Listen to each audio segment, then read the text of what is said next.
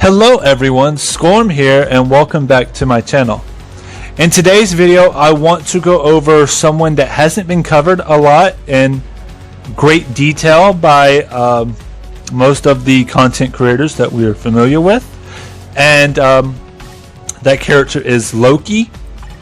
And I want to take this chance to kind of step to the forefront of being the content creator for this character, but also explaining Loki in detail as to how he is played, his mechanics, and what he's capable of, to kind of better shed light on his potential and what he could mean to your roster going forward. So I want to start off by saying that Loki definitely requires a rage for his maximum potential. A judgment will not cut it with Loki because he only has one elemental skill in his kit.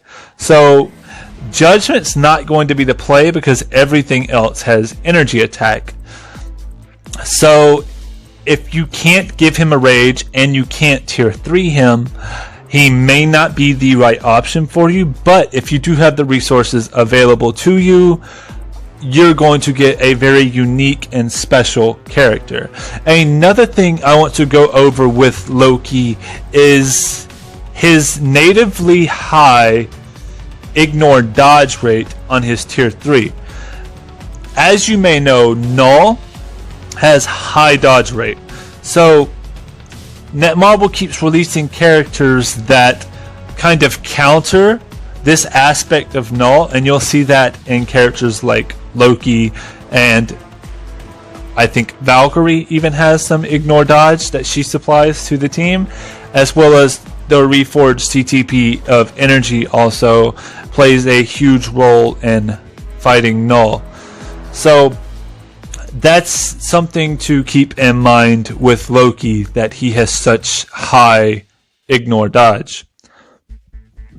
So with that said, we'll go over the build real quick. It's not really all that special.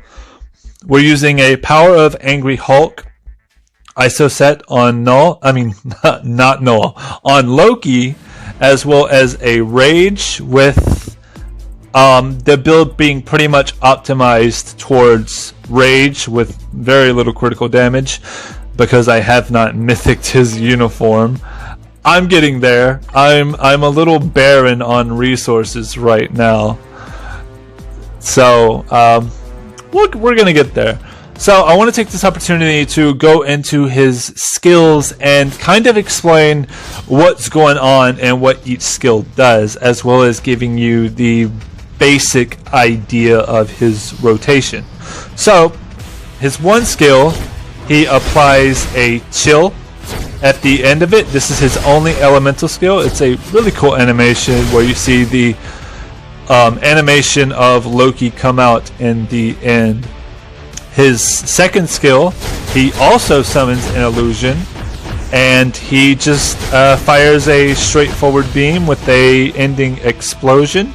His 3 skill is very unique for him, and I'll explain in greater detail in a moment what his 3 skills purpose is in his kit. But he jumps forward and kind of flexes on the enemy and then jumps back out. His 4 skill, he summons 4 illusions that attack for a short period of time and then kind of self-destruct. Now, one thing to note with Loki and why he will not function with a regular proc is because he's also using illusions. And what we know with illusions by now is that they're not incorporated into a normal proc. However, they are incorporated into a rage proc. So this is another reason a rage is better suited to Loki, because he is using illusions.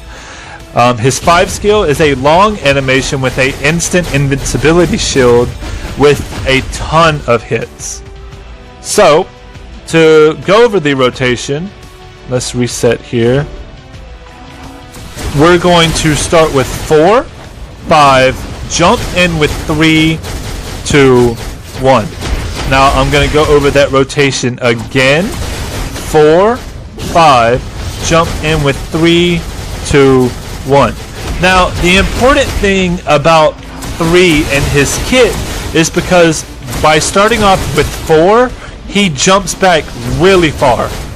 And this can sometimes knock him out of the animation window for his 6th skill. As you saw there, I was pressing it and he didn't get into his 6th skill until after the animation of 5 had ended.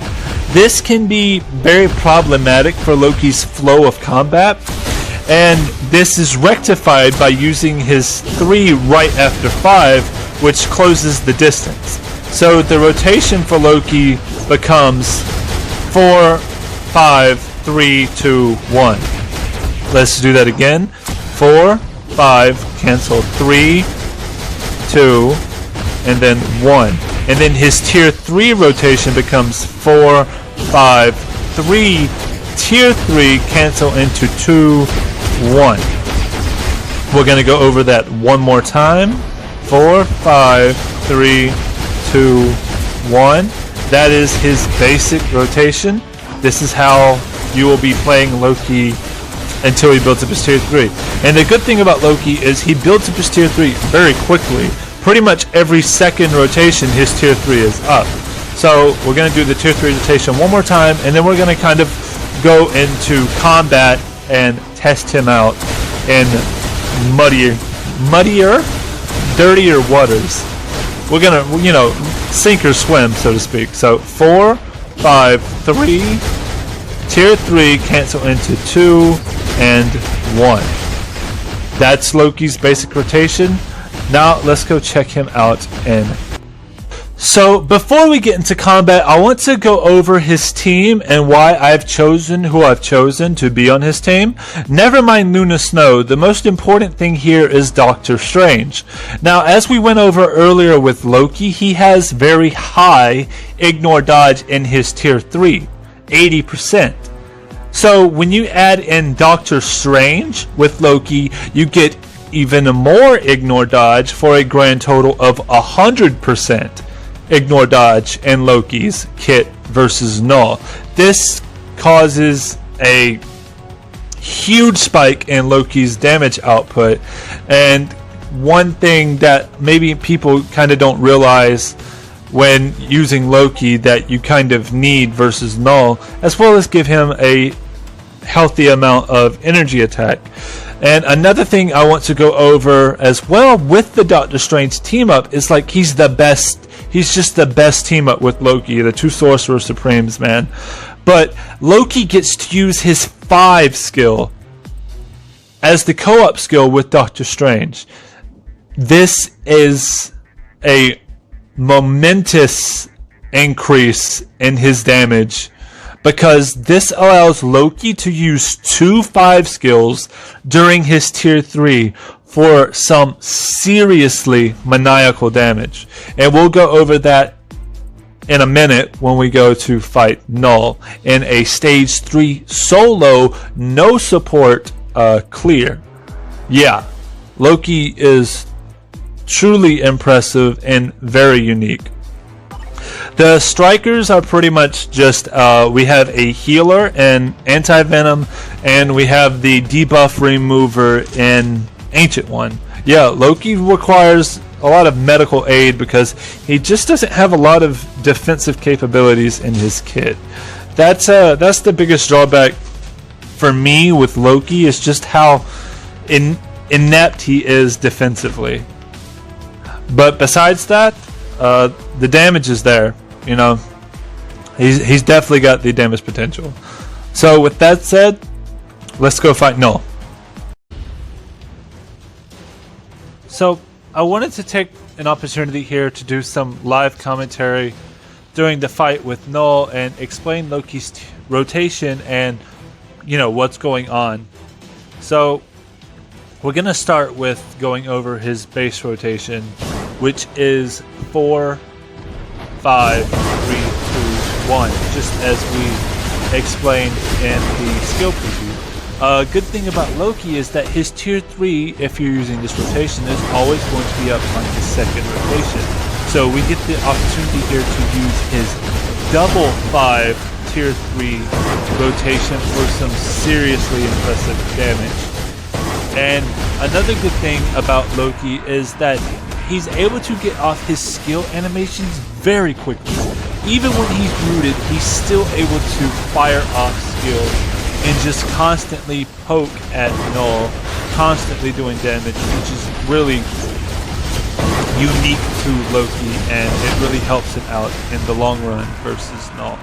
Here we're just kind of avoiding the root, and we're going to go back in and use the tier 3 rotation with the double 5 skills during the tier 3, and as you can see again, the damage is so good.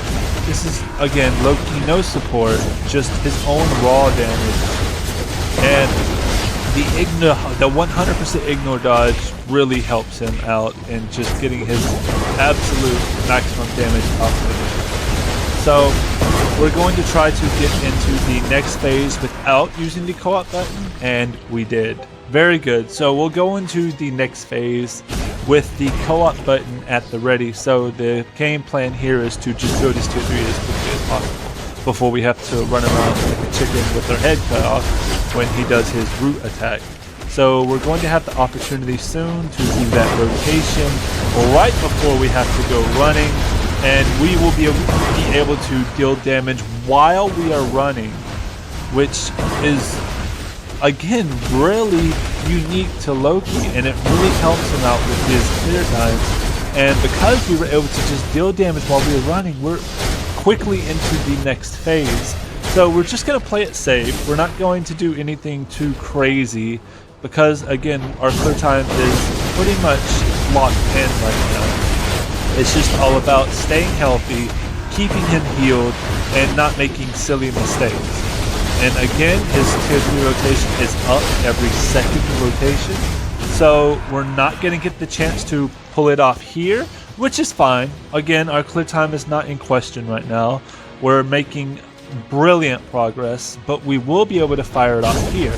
However, Knull jumps in the air and avoids a bit of the damage. If he had not avoided that, we probably could have pushed him into his next phase. But again, no big deal. We're just going to play it safe and keep chipping away at him and playing smart. Which, you know, with Loki is quite tantamount to playing the character well, because he has no healing in his hit and he has no accumulation. So with Loki, you just have to make sure you're making every rotation count. But we're absolutely creaming the content right now. He's just brilliantly Loki striding through this clear. We're just going to keep playing it safe and avoid making any mistakes. So here we want to avoid using his co-op skill and hopefully just push him into the next phase without it, so that we have the co-op skill ready for when he goes into the next phase, so that we can ensure that we get the clear, which we are on pace to do right now. So we're in the next phase. The plan here now is to just kind of fall back. Loki doesn't have a huge health pool, so he cannot go in there like other characters such as Odin or even Thor, Sentry, and deal attacks to Knull during this phase, because he simply doesn't have the defensive capabilities to do it. But what he does have is the damage. So we're going to do the double 5 tier 3 again, and we're just going to clear this with very little issue. And yeah, that's how Loki's played. Loki in the right hands, while a very nuanced character, is very unique. He's very powerful when played correctly, and I couldn't be happier with where Loki is in the game now, because not only is he powerful and, you know, he's been given his justice, he also feels like Loki. He feels thematic. He exudes this Loki energy, and he plays unlike any other character in the game, something I've always wanted for Loki. And the highest compliment I can give Loki is that he reminds me of Loki from Marvel Heroes, a game that was very dear to me before it shut down in 2017. And the Loki of Marvel Heroes, me and a very specific group of people helped design Loki from the ground up. We were given like a survey and talking directly to the developers of the game, and they wanted input directly from players who were very familiar with Loki and what they would have wanted to see from Loki in regards to the community. And what we decided was we wanted Loki with Graham the spell sword, which he has in this game, as well as just firing off sorcery after sorcery. And yeah, I just, it feels like Loki, you know? And what other gift, what more could you ask for Loki as a fan of the character? And I want to say, if you're a fan of the character, in order to get the most out of Loki, you are going to have to give him a rage. So that could kind of hinder your decision making as to whether Loki is for you or not. So keep in mind, Loki will need a rage.